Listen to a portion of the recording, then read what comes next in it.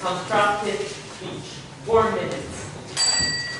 Good morning, honorable judges, worthy opponents, and esteemed guests. I am the second speaker of the affirmative team, and our team strongly believes that the Taiwanese government should stop the implementation of EMI courses for college students. Before my constructive speech, I would like to provide a few rebuttals regarding the opponent's case. The negative team said that EMI can increase opportunities for Taiwanese students. However, due to the fact that we don't have enough teachers in the EMI program, our team believes that it is not feasible. Also, they have said that foreign students would come to Taiwan for the EMI program to learn English. However, they are already foreign students, so why would they come to Taiwan to learn their own language? Now, moving on to my constructive speech. First, as our first speaker has stated, there are only 7,000 professors qualified to teach these courses. However, according to a document from the National Taipei University, teachers who have no experience or any certifications regarding the EMI program can still apply for the job just by attending in a 9-hour class. This is problematic. First, we don't have enough teachers to provide students with high-quality English education. According to what our first speaker has stated, there should be approximately 45,000 university professors in Taiwan, and it isn't a realistic number because of the lack of teachers. Second, there is a high possibility where the teachers who are available will not be professional enough and ultimately convey incorrect information. A 9-hour class is simply not enough for the teachers to give students the high-quality English education they need.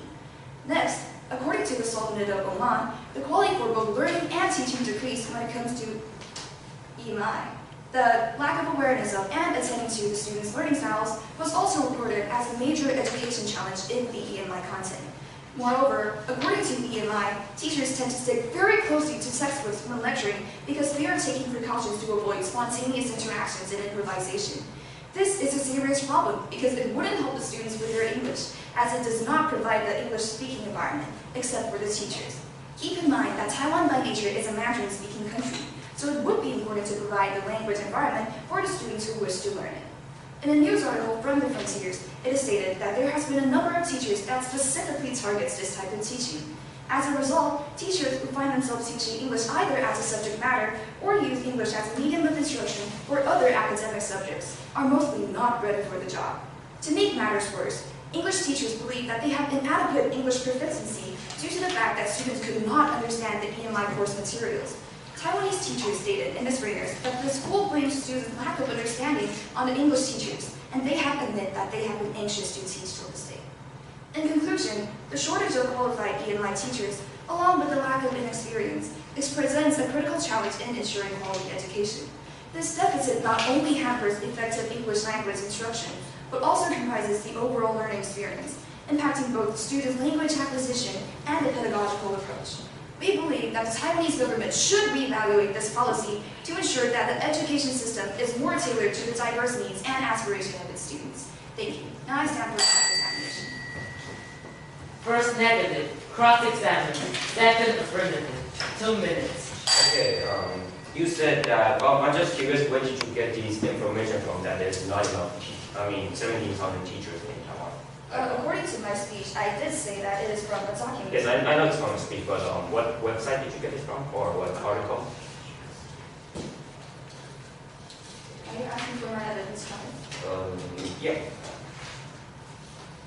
Okay. So, as my So you have a website. Okay, that's good enough. And you said that in your rebuttal that foreign students, why would foreign students come to Taiwan if they already know English? Is that what you said? Yes. Yes. Well, I in my speech earlier, I said foreign students. Yes. I never said that they knew English. In fact, what do you have to say to that? But if you mean foreign students, then that means students from all over the world. Yes. So that includes America, British, and all the other countries that can speak English. Yeah, that includes doesn't mean that all of them are from. If they're not American, maybe half. They come to Taiwan mainly because it's cheaper, right? I would be according to my article. Do you agree with that? Yes. Yes, you agree with that. So that's what I think is wrong with the rebuttal, saying that all of the students that come to Taiwan already know English. And my next point is that you said that it's you should remove it because it's been a total failure so far, right? The EMI, and there's not enough professors so far. Yes, according to my speech, there aren't enough professors, and even though that there are professors, they don't have enough qualified knowledge to teach these students the high education they need. Okay, so because there's not enough professors, you're saying this plan is not. And also their quality of teaching. Okay, and okay, Second negative constructive speech. 4 minutes.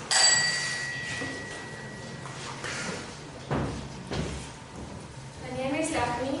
I'm the second speaker on the negative side. Before I present my 2 points why I think EMI is effective, the affirmative has just said EMI don't have enough teacher, lack of teacher, but government spends a lot of money trying to make successful. According to Bilingual National Blueprint, there is no specific budget so far. So that this help government, they can, whatever there's like a drawback, they can spend a lot of money trying to make it successful. Here are my 2 points. The first, spending more time learning English does not necessarily exclude the learning of one's native language.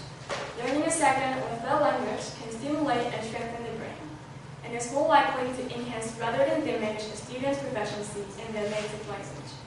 Many European countries have long adopted bilingual or trilingual education.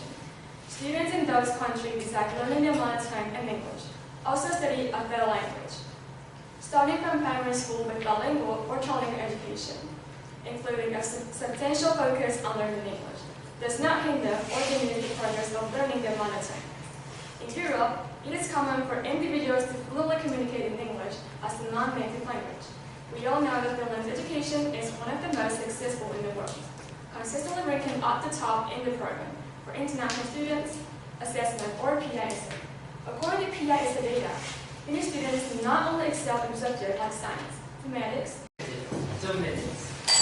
Good morning. Do you understand that EMI courses allow students to communicate in Mandarin? Yes. Okay, so are you aware that the EMI program doesn't help the students with their conversational English? Because students are having difficulty to communicate in English, so the government allows students to use Chinese. If they have some difficulties, they can use Chinese to assist.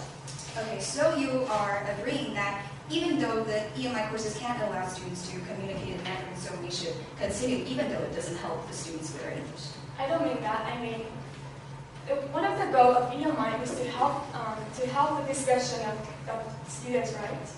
So even though you mean that even though students cannot use English to communicate, but they can still use Chinese Mandarin to help them to improve the part of the discussion.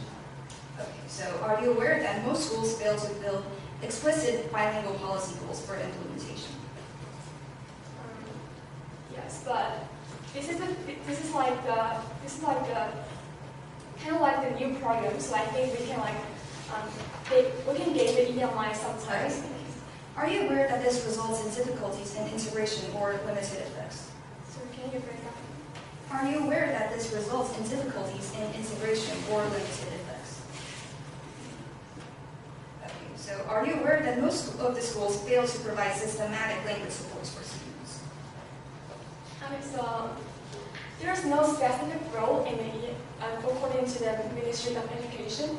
So teachers can adjust. If students have some problem in the class, teachers can adjust how much Chinese they can speak, or they can. Are you aware that the domestic universities and college may have language centers responsible for English teaching, but they have no dedicated office in place to be in charge of the EMI promotion and have no